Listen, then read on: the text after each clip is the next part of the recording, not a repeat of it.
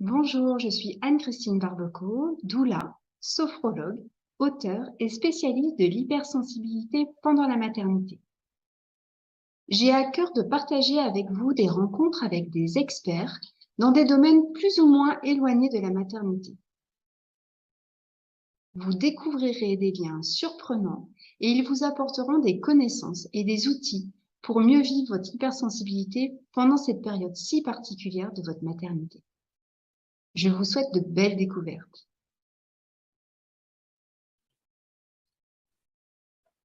C'est parti. Bonjour à toutes et bonjour Sarah.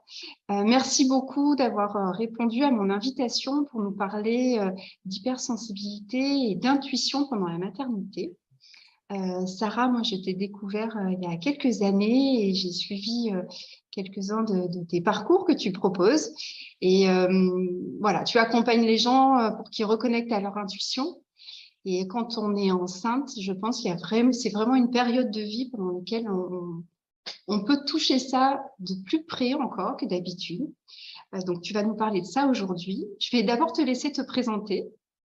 Merci de m'accueillir et partager ce sujet, moi, que j'apprécie beaucoup. Donc, je suis auteure et formatrice en intuition. Donc, j'accompagne les personnes à développer leur intuition, à mieux communiquer avec moi, ce que j'appelle l'âme, mais c'est comme si une sorte de source à l'intérieur de soi qui est remplie de sagesse, remplie de bienveillance, qui est comme cette magie de tomber enceinte et de faire un enfant. Et également, j'accompagne un groupe de personnes sur 1 an à vraiment vivre leur hypersensibilité, qui peuvent être vues de temps en temps comme un fardeau, mais comment le voir comme un super don intuitif qui peut nous aider à prendre plein de décisions dans notre quotidien. Donc voilà, moi je suis ravie d'être là et de partager ce sujet avec vous. Merci beaucoup. Alors, est-ce que d'abord, tu pourrais nous définir ce qu'est l'intuition? Oui, alors l'intuition pour moi, c'est le messager de ce que j'appelle l'âme. Mais ça peut être, si vous ne croyez pas en l'âme, ça peut être l'inconscient, ça peut être vraiment cette partie à l'intérieur de vous qui est remplie de sagesse. Et l'intuition, elle parle à travers les 5 canaux de perception. Donc, les principaux, il y en a 3, c'est des images. Parfois, vous allez penser à une personne, vous voyez l'image d'une personne et vous dites, tiens, il faudrait que je l'appelle. Et puis, pendant que vous y pensez, en fait, cette personne vous appelle ou vous appelle dans l'après-midi. Ça, c'est de l'intuition qui est vraiment très, très simple. Ensuite, on peut avoir des ressentis. Vous voyez pour la première fois une personne, un nouveau collègue ou même le copain d'une amie, et puis là, vous vous dites, je ne la sens pas. Je ne sais pas ce qu'il y a, mais je ne la sens pas du tout, cette personne-là. Ça, c'est de l'intuition aussi. Et ensuite, le troisième canal, ça va être auditif. C'est comme si on avait une sorte de petite voix intérieure qui pouvait nous guider. Ça peut être même si vous êtes enceinte, dans le choix de vos aliments, dans votre manière de vous habiller, de voir le monde, en fait. Des fois, on a une petite voix qui nous dit aie confiance, ou mange ça, ou mange pas ça. Donc ça, c'est auditif. Et ensuite, on en a 2 autres qui sont moins développés chez les personnes, mais quand on est enceinte, ça pouf, ça s'ouvre. C'est le goût et l'odeur. Et donc ça, il y a un petit côté chouette et il y a un petit côté un petit peu perturbant là-dedans. Moi, j'ai aussi l'odeur qui est très développée. Donc, mon compagnon, souvent, il sort un truc du frigo et puis il me dit, vas-y, sens, est-ce que c'est bon ou pas? Et tout de suite, je sens si ça l'est ou pas. Alors que lui, on va le cuire pour essayer de le goûter. Enfin bon.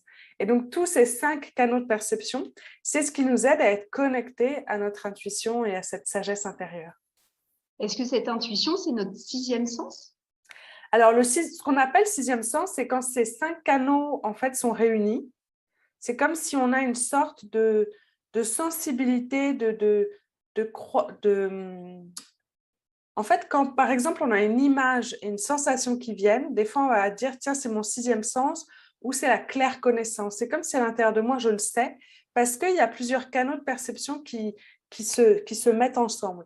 Si, par exemple, vous êtes enceinte et puis vous voyez un aliment, et puis tout de suite, il y a une sensation de dégoût qui vient et que vous avez une image de vous en train de vomir dans les toilettes, hop, là, vous dites, OK, je sais, je ne vais pas le prendre. Parce qu'il y a 2 canaux, en fait, qui sont ensemble. Mais en effet, de manière globale, l'intuition, on va dire, c'est mon 6e sens. je le sens pas. Souvent, les femmes vont dire l'intuition et les hommes vont plus le dire je le sens ou je le sens pas. L'instinct, quoi. Alors, oui, c'était ma question d'après, parce que pendant la grossesse et en particulier pendant l'enfantement, quand on parle de physiologie, on parle beaucoup d'instinct. Oui. Revenir à son instinct pour pouvoir accoucher dans sa pleine puissance. Est-ce que l'intuition et l'instinct, c'est la même chose? Alors, pour moi, l'instinct, il y a quelque chose d'encore plus connecté à la survie. Ok. Quand on vivait avant dans la nature, on avait cet instinct de dire, OK, qu'est-ce que je mange? Où est-ce que je vais pour trouver de l'eau? Mais en même temps, c'est de l'intuition qui est très orientée sur la survie de l'espèce. Et donc, Mm. avant, quand on était dans cette nature-là, où les peuples anciens, comme par exemple les aborigènes ou d'autres peuples qui étaient complètement en fusion avec la nature, avaient ce qu'on appelle un sixième sens ou une intuition super développée avec ils pouvaient trouver de l'eau juste par la pensée, ils pouvaient savoir faire de la télépathie avec les animaux avant de les tuer. Donc là, il y a plein de choses autour de ça. Donc, on va dire l'instinct et l'intuition, on peut le mélanger, mais s'il y a une légère différence, c'est dire que l'instinct, c'est très dans la survie et l'intuition, ça va être plus dans la vie et dans des projets qui correspondent pas que à est-ce que je vais vivre ou mourir, quoi. Est-ce qu'on pourrait dire que l'instinct, c'est le côté plus animal? C'est le côté plus animal, en effet, mais Voilà. Et l'intuition serait plus connectée à plus grand? c'est ça. Après, c'est vrai qu'on est un peu moins dans l'instinct, nous, dans notre vie quotidienne. Et en effet, je pense que quand on accouche ou quand on est en période de guerre ou quand on est vraiment en mode survie, c'est comme si notre intuition était plus développée parce qu'on est en mode survie, quoi. Mais, Ok. les deux sont quand même assez proches. Là, voilà, on trouve les Sur la petites limite. différences, mais ça reste quand même dans le même style de vocabulaire. Ok. Alors, toi, dans tes accompagnements, je présume que tu as des femmes qui portent la vie. Est-ce que tu trouves que cette intuition, elle change à ce moment-là de leur vie? Et si oui, qu'est-ce que ça leur apporte en fait? Alors, j'ai pas mal accompagné de femmes. Elles avaient plus des enfants en bas âge, où elles Ok. venaient juste d'accoucher. Quelques-unes étaient enceintes aussi. Pour moi, c'est plus un accueil de ce qui est vivant à l'intérieur de soi. Et c'est comme si, en fait, ça touche tous les endroits de rigidité. Et donc, soit on accueille, en fait, de se faire balader, c'est pas le mot, mais de vraiment laisser aller la vie nous traverser et de vraiment dire oui à ce qui arrive, oui au fait d'être enceinte, oui au fait de faire des choses qu'on peut plus faire ou l'inverse. Et vraiment, il y a une sorte d'acceptation de lâcher prise et d'avoir une foi en la vie qui dépasse le tout. Donc, je pense qu'il y a ce côté-là. Et puis après, je pense que dans ce que j'ai vu, chaque expérience va être différente. C'est-à-dire qu'il y en a, elles se sentent bien du début à la fin et il n'y a pas forcément d'ouverture, de plus de sensibilité, parce que peut-être qu'elles sont déjà à l'écoute de ce qui se passe pour elles. Et puis d'autres, c'est comme si ça vient ouvrir un espace qui était déjà présent à l'intérieur d'elles de sensibilité, mais que là, elle ne peut plus fermer. Et donc, il y a vraiment cette notion de dire, OK, comment j'accueille tout ça, comment je m'aime comme je suis, et comment je dis oui à ce qui m'arrive pour voir le cadeau qu'il y a derrière et se laisser aller dedans. Est-ce que ce cadeau qu'il y a derrière dans ce grand lâcher-prise, si on y arrive, Mais que ce serait pas une sécurité intérieure? en fait, il y a vraiment ce côté, c'est comme si on prend, moi j'aime beaucoup, je suis beaucoup allée dans les îles, et à Tahiti, il y a une vague qui est très très connue, Tehuapo, je dois mal la prononcer, et donc elle doit faire 7 ou 8 mètres. Et il y a vraiment ce côté de dire comment je peux prendre une énorme vague et en même temps la prendre pour qu'en fait elle me guide quelque part. Et donc au début, ça peut faire peur et on peut se dire, bah non, je vais aller contre, je vais aller contre. Alors que si on se laisse aller dans le courant, c'est beaucoup plus simple. Mais il y a quand même ce premier mouvement à dire oui à la vie en fait. Moi, je sais Mm. que je suis tombée enceinte et puis j'ai eu une fausse couche. Et le fait d'être tombée enceinte, ça a changé ma vie quotidienne dans les 2 premiers mois et il y a eu vraiment cette sensation de dire, OK, je dis oui au fait d'être enceinte. Je ne suis pas à lutter contre ce qui se passe à l'intérieur de moi et ce que j'aimerais faire à l'extérieur et l'énergie que j'aimerais avoir. Et moi, ce n'était pas les nausées, c'était la tête qui tourne. Et en même temps, j'ai dit oui aussi au moment où j'ai eu la fausse couche. C'est comme si, quand c'est arrivé, j'ai fait OK, je dis oui à la vie. Et en fait, c'est comme si on rentre dans un tunnel, mais au début qui peut faire peur, mais il y a quelque chose de magnifique derrière parce qu'on se dit, tiens, si je dis oui à ça, mais tout ce que je peux dire oui dans ma vie, tous les... Il y a un auteur que j'adore qui s'appelle Neil Donald Walsh qui écrit beaucoup sur Conversation avec Dieu et il dit ce à quoi on résiste persiste. Et donc, c'est comme si des fois, on va utiliser notre énergie pour essayer de contrer un événement qui est de toute façon là. Donc, en fait, on utilise notre énergie comme ça. Alors que si on accepte de dire, OK, je me laisse aller et j'ai confiance en la vie, et en fait, il y a beaucoup plus de légèreté, de calme, de beauté derrière et de revenir à ce qui est essentiel. Pour moi, lâcher prise, c'est dire oui à la vie en nous et avoir foi en cette vie qui nous guide. Alors, c'est très beau et puis ça fait écho à tout ce que je peux dire, tu vois, dans Ah mes oui. accompagnements parce que alors, il y a une citation aussi d'Isabelle Brabant, qui est une sage-femme québécoise, qui dit: «La contraction sera à la hauteur de votre résistance». Ah, c'est beau. Et on compare souvent les contractions aux vagues. Et ce que tu disais, c'était vraiment similaire à l'enfantement, parce que en fait, quand la contraction arrive, c'est comme s'il y avait cette grande vague là, Ouais. qui arrive. Et puis, on a deux solutions. Soit on dit: «Oh non, je la veux pas, je la veux pas, je la veux pas». Et puis, de toute façon, on la prend en pleine face. Voilà. Et là, elle vient nous bouleverser et on se noie, on peut se noyer. Soit on dit: «OK, j'ai peur, mais j'y vais». Et je plonge dedans et je dis oui à la vie, ce oui Ouais. dont on parle là. Et dedans, c'est pas confortable. Mais par contre, de l'autre côté, on ressort, on respire, on en ressort grandi. Mm. Et c'est ça, se lâcher prise, en fait. C'est ça, mais je trouve c'est intéressant de le vivre de l'intérieur dans le corps pour après le mieux le comprendre dans la vie. Je trouve que c'est ça Oui, aussi qui est beau dans cette expérience de tomber enceinte. Et encore, tu vois, moi, j'ai pas accouché, donc j'ai pas encore cette énorme vague qui est arrivée. Mais il y a vraiment ce côté d'accueillir ce qui se passe et puis de s'offrir beaucoup de bienveillance. Ça, c'est quelque chose qui est de manière globale pour chaque personne, de dire que quand on vit quelque chose qui ne correspond pas à nos attentes, c'est de prendre soin de nous et de nos besoins et dire, OK, là, j'ai besoin de quoi? Ah ben, j'ai besoin de connexion à la nature. Et hop, d'aller dans la nature.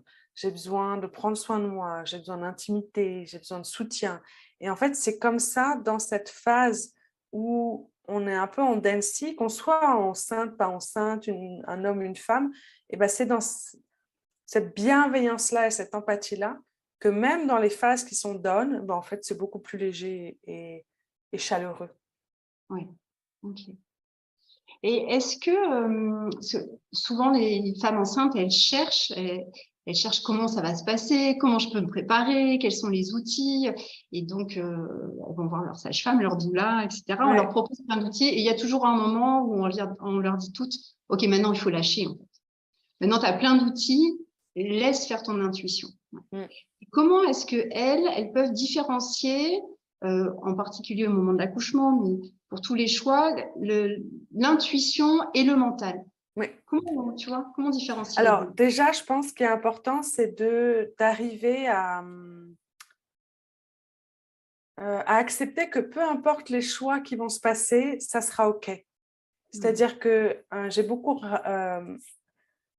beaucoup compris puis observé que c'est comme s'il y a une règle et on dit oui, OK, il faut pas que ça soit B. Moi, je veux absolument que ça soit A. Et donc, on va mettre une pression sur le A, alors que si on s'autorise tous les chemins, eh ben, en fait, c'est beaucoup plus fluide. Donc là, Mm. c'est juste relâcher la pression et de retourner dans cette foi en la vie pour se dire, OK, peu importe ce qui arrive, c'est OK, en fait, je ferai du mieux que je peux.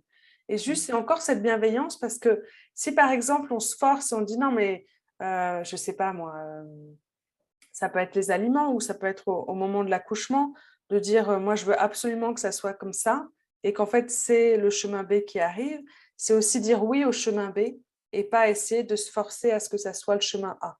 Donc il y a déjà s'ouvrir au fait que tout est possible et que vous pouvez avoir confiance en la vie et que vous pouvez vous offrir de la bienveillance. Et ensuite, pour apprendre à s'écouter, c'est vraiment, mais je pense que c'est ce que tu enseignes aussi, c'est écouter son corps. Donc, de Mm. temps en temps dans la journée, c'est de dire, OK, je fais une pause Et puis, je me dis, tiens, mon corps, de quoi as-tu besoin maintenant? Et puis, j'attends. Je crée comme une sorte de petit silence qui fait que ça me connecte à cette sagesse intérieure, à mon intuition. Et puis là, je peux avoir une image, je peux avoir une sensation, je peux avoir un mot qui arrive. Et hop, après, je me dis, tiens, comment je suis ça? Donc, ça peut être m'allonger, ça peut être boire de l'eau chaude, ça peut être marcher dans la nature, ça peut être serré dans les bras par mon compagnon, ça peut être appeler une personne. Mais c'est vraiment comme si j'avais cette intelligence du corps qui pouvait me guider sur de quoi j'ai besoin maintenant. Et ça, le fait de faire des pauses, de revenir dans l'instant présent, d'être à l'écoute de son corps, ça développe énormément l'intuition. Et comme tu disais, les femmes enceintes, elles ont certaines, elles ont une amplification des 5 perceptions. Donc, on dit beaucoup, tiens, je le sens beaucoup plus. Donc, moi, depuis, je pense, un an et demi, j'ai un odorat qui s'est énormément développé. Et puis, tout le monde me disait, ah, mais t'es enceinte, t'es enceinte. Et je dis, ah, bah, écoute, là, ça fait 6 mois déjà. Je ne pense pas. Mais j'ai développé comme une sorte d'allergie, tu vois, à tout, quoi, à la poussière, aux poils de chien, voilà. Et en fait, ça s'est coupé le moment où je suis enceinte. C'est comme si j'avais déjà mon système immunitaire a baissé. Et c'est comme si le fait d'avoir, tu vois, alors je ne sais pas si ça se dit, un petit animal à l'intérieur de moi, c'est dire, OK, c'est OK s'il y a des animaux autour, c'est OK s'il y a de la poussière, tu vois, d'avoir vraiment cette fluidité entre soi et l'extérieur. Mais en tout cas, si vous avez des sens qui se développent ou qui étaient déjà là, mais que vous vous rendez compte qu'ils sont un peu plus puissants pendant la grossesse, c'est surtout le voir comme un cadeau dans lequel vous pouvez avoir énormément de plaisir à avoir de l'intuition. Ce n'est pas que des choses négatives. Quand on est hypersensible, on voit tout. Il y a trop de bruit, il y a trop de lumière, il y a du monde, je ne me sens pas bien dans le centre commercial, comment j'allais faire les courses. Et puis, il y a plein de choses. Et non, c'est de dire, OK, il y a ça, et ça fait partie du chemin, mais il y a plein d'autres choses. J'ai échangé avec une personne hier, et elle me disait, moi, tout s'ouvre quand je suis en nature. En nature, j'ai l'impression de me relier aux éléments, de m'amuser à me connecter à un arbre et à voir, tiens, est-ce qu'il a un message pour moi, à sentir des picotements dans les jambes quand je marche. Et tout ça, c'est aussi l'intuition et c'est aussi quelque chose de magique de se connecter à quelque chose qui est plus grand que soi. Et donc, vraiment, ayez confiance que même si à un moment, il y a un canal qui s'ouvre, il peut y avoir plein de beauté et de super expérience de vie en étant avec... On a plus de sensations de vie, en fait. Tout s'ouvre et donc on se sent plus vivant aussi.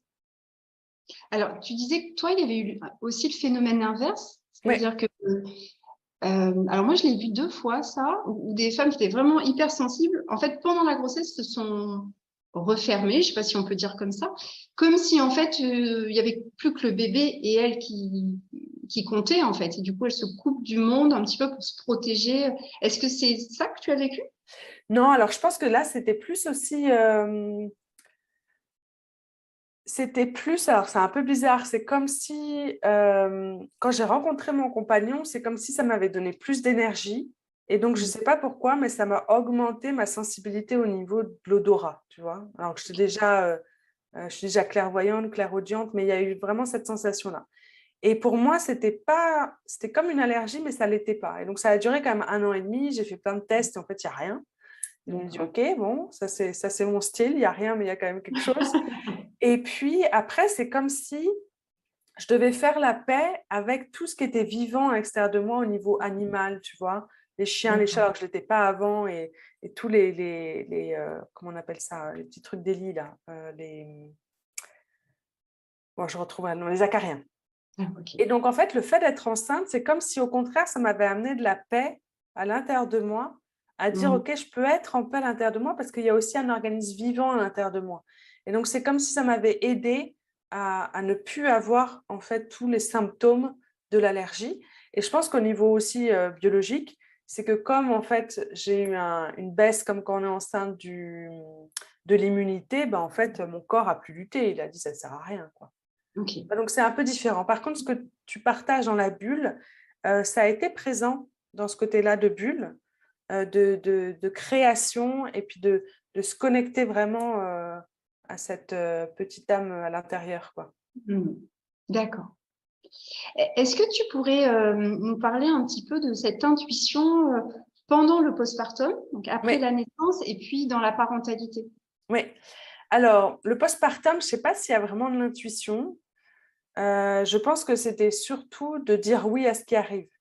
Euh, Tu vois, à partir du moment, moi, où j'ai senti les contractions, je me dis, OK, là, je commence à faire une fausse couche. Alors que je savais que ça pouvait arriver, mais tu vois, j'avais eu aucune intuition avant. Euh, et après, il y a vraiment eu ce côté de se faire aider, en fait. De le porter avec mon compagnon pour être en paix, qu'il me soutienne là-dedans, de me faire aider par voilà, des techniques qui s'appellent l'EMDR pour des sons bilatéraux par rapport au traumatisme. Moi, j'ai fait aussi des constellations familiales parce que je suis pas mal aussi dedans. Et puis d'accepter d'avoir un moment de tristesse, d'avoir un moment où voilà, on fait le deuil. Et c'est pas de se dire non, ça devrait être bien. Non, non, c'est OK en fait. J'accueille que d'avoir fait la fausse couche et que ça correspondait pas à moi ce que je voulais et que ça compte. Pour moi, ça a été super important. On avait déjà donné un petit prénom, donc il y avait vraiment ce côté. Je sais que si j'ai un deuxième enfant, ben voilà, c'est le deuxième, quoi. Donc ça compte dans la généalogie. Et puis j'avais conscience de ça parce que j'ai beaucoup travaillé en constellation familiale. Donc là, il n'y a pas vraiment d'intuition, c'est plus ce côté de s'offrir du temps pour soi et de demander de l'aide. Okay. Ensuite, sur la parentalité, alors, moi, il y a vraiment ce côté autour de la parentalité et de l'intuition. Il y a plus comment on fait par rapport aux règles. En fait, je pense que c'est ça le plus important. C'est que j'avais participé à un sommet aussi de la parentalité avec Nancy Doyon qui est au Canada. Et il y a eu vraiment ce truc de dire qu'est-ce qui fait sens pour moi et qu'est-ce qui fait sens pour mon enfant. Donc, si par exemple, je mets une règle et qu'elle n'a pas de sens pour moi ou qu'elle a un sens pour moi et pas pour mon enfant, en fait, elle n'est pas orientée vie. L'intuition est toujours orientée vie. Donc, si on met une règle qui n'a pas de sens, bah, c'est comme si on ne suit pas notre intuition du moment, mais on va mettre une règle pour se sentir plus en sécurité. Et c'est là où le mental, en fait, va prendre le dessus. Et c'est là où l'enfant, après, bah, c'est plus difficile pour lui de comprendre, en fait, pourquoi il y a cette règle-là. Si, par exemple, il y a une règle, bon, je la prends souvent, elle est un peu légère, mais c'est finis ton assiette. OK, quelle est cette règle-là? Parce que souvent, on dit finis ton assiette, il y a des enfants qui meurent dans le monde. C'est horrible. Mais en plus, c'est surtout que je ne vais même pas donner la partie qui reste en fait à l'enfant. Donc, autant que je donne quelque chose ou que j'envoie ou que je participe à une association qui aide et que quand j'ai plus faim, j'arrête l'assiette. Donc, de temps en temps, le fait d'avoir une règle qui n'a pas de sens, bah, ça va contre en fait l'intuition ou la vie qu'il peut y avoir entre les parents et les enfants. Donc, je pense que c'est déjà voir au niveau de la règle, est-ce qu'elle a du sens ou pas. Ça veut dire que l'intuition et le bon sens, c'est la même chose? Bah, de temps en temps, il y a une sorte, dans l'intuition, il y a une sorte d'adaptation, de dire, OK, qu'est-ce qui a du sens pour moi maintenant? OK. OK. Et l'intuition, c'est aussi le fait, c'est toujours, ça passe toujours par les 5 canaux. Par exemple, il y avait une amie, elle me disait, oui, ça a toujours changé de dire, est-ce qu'on met notre bébé sur le ventre, sur le dos, sur le côté, comment ça se passe? Et elle me disait qu'elle avait vu qu'il y avait toutes les règles possibles. Euh, et donc là, c'est vraiment de vous demander à l'intérieur de vous de dire, OK, qu'est-ce qui a du bon sens pour moi par rapport à ce que je vois par rapport à l'enfant et par rapport à ce qui me vient de l'intérieur. Et donc là, c'est pareil, vous laissez venir à vous une image ou juste une sensation, tiens, si vous voyez allongé sur le ventre, OK, bah, imaginez de dire, bah, on va tester de mettre l'enfant sur le ventre ou pas. Mais c'est plus de ressentir et de vraiment faire confiance à vos perceptions. Pour moi, les perceptions, elles grandissent quand on est enceinte et il y a un lien qui est tellement fort avec le bébé et l'enfant que ça dépasse en fait. Donc, peu importe ce que les gens vous disent, si vous sentez que c'est juste pour vous ou que c'est juste pour l'enfant, vraiment, osez vous faire confiance. D'accord. Osez vous faire confiance. Du coup, la confiance, enfin, c'est cette part en nous qu'on arrive à connecter grâce à cette intuition, en fait. C'est ça, c'est le fait de, tiens, j'ai une perception. Est-ce que je suis cette perception ou je vais m'appuyer sur une règle extérieure ou ce qui est écrit dans un livre ou ce qu'il y a, comme tu disais, avec les outils. Après, je trouve ça vraiment chouette d'apprendre plein de choses parce qu'il y a plein de choses que d'autres personnes ont utilisées, ont testées. Donc, c'est bien aussi d'utiliser leur expérience. Et en même temps, votre intuition, vos perceptions, elles ont plus de poids par rapport aux autres. Tout le temps, de toute façon, dans tous les domaines.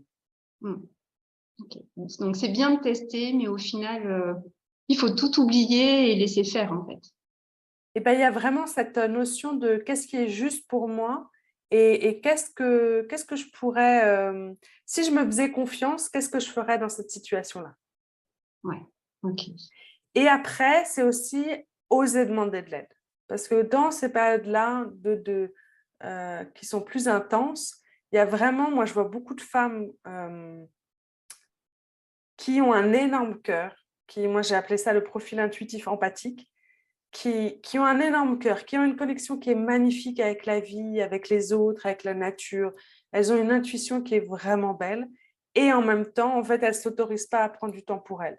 Donc, par exemple, je ne sais pas, vous avez des enfants, vous revenez de week-end avec votre compagnon et puis vous revenez et là, vous dites, OK, il faut que je fasse à manger, il faut que je range les affaires. Peut-être que votre compagnon, lui, il ose se poser et se dire, OK, je vais prendre un temps pour moi avant de faire quelque chose. Et donc là, vous faites plein de choses et puis après, vous êtes en colère quand votre compagnon, parce que lui, il a osé prendre du temps pour soi et pas vous, même si c'était 5 minutes. Et puis de temps en temps, c'est surtout par rapport au fait d'aller aux toilettes. Des fois, on se rend compte qu'on retient et on se dit, attends, je suis en train de faire la vaisselle. C'est-à-dire que la vaisselle est plus importante que moi qui prends soin de moi à juste aller aux toilettes. Et donc ça, c'est souvent les femmes empathiques qui ne vont pas prendre du temps pour elles et qui vont être complètement dans le don aux autres, aux enfants. Et malheureusement là-dedans, c'est qu'au bout d'un moment, c'est comme si c'est une fleur qui n'a pas assez de place pour s'ouvrir et donc ça fane. Et donc ces personnes-là, au bout d'un moment, elles deviennent aigries, c'est difficile pour elles. On dit, tiens, il y a beaucoup de charge mentale, il y a beaucoup de... Voilà. Et au bout d'un moment, il y a une vraie ouverture d'esprit de dire, OK, maintenant, stop, ça suffit. Maintenant, je vais m'autoriser, mais même si c'est 10 minutes par jour le matin, c'est pas... Ou même si c'est, allez, 3 pauses dans la journée de 1 minute. Et d'oser dire, OK, là, j'ai pas envie, donc je vais faire une pause pendant 10 minutes. Et puis les enfants, on va voir après comment on fait pour faire à manger, ou est-ce que je commande à manger une fois, ou ce que... Et donc, ça revient un peu aussi dans ces règles de dire, tiens, j'ai envie d'être parfaite, j'ai envie que les personnes m'aiment, et donc je vais trop faire pour les autres et m'oublier.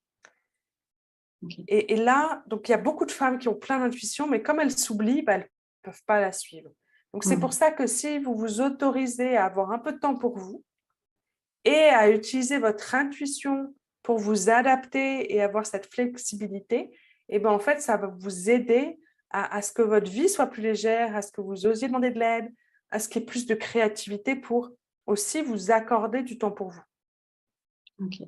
Revenir au corps, comme tu disais tout à l'heure. Et puis s'autoriser du temps pour soi, quoi, vraiment. Okay. Parce qu'après, c'est magique quand les femmes, je vois beaucoup de femmes en fait qui font ce changement.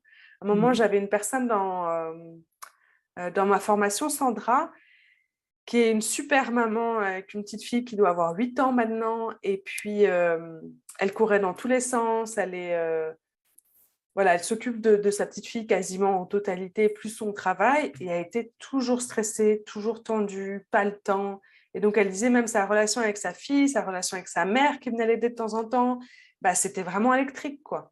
Et juste le fait, dans mon abonnement du Cercle Connect, OK, je vais faire une pause, juste 5 minutes. C'est le bazar autour de moi. Je vais me poser, je vais respirer. Ça va me détendre, voilà. Et elle me disait juste ces petits moments-là, sa relation avec sa fille, elle est beaucoup plus cool, même par rapport aux devoirs, par rapport à mettre la table. Sa relation avec sa maman, qui était aussi un peu tendue, la fluidité de la communication est beaucoup plus cool. C'est comme si on prend moins tout en attaque, mais qu'on fait cette pause et on est beaucoup plus fluide, en fait, avec l'extérieur. Ok. Bon, merci beaucoup pour tous ces outils, tous ces conseils et cette vision que je trouve très belle de dire oui à la vie. Oui. Et en particulier quand on la porte. C'est vrai. C'est vrai. Ouais. Donc, est-ce que tu aurais un petit mot pour la fin? Je pense que c'est vraiment ce côté de dire vos perceptions, même si vous avez des doutes, même si vous n'êtes pas sûr, elles ont plus de poids que ce que quelqu'un peut vous dire. Vraiment. Ouais. Donc, faites Faites-vous confiance. Ouais, faites confiance à vos perceptions. Ouais, c'est super. Eh bien, écoute, merci beaucoup Avec de grand ce temps que tu plaisir. nous as accordé. Et puis, on se reverra sûrement dans une autre interview bientôt. Avec plaisir, avec plaisir. Merci. Bye Au bye.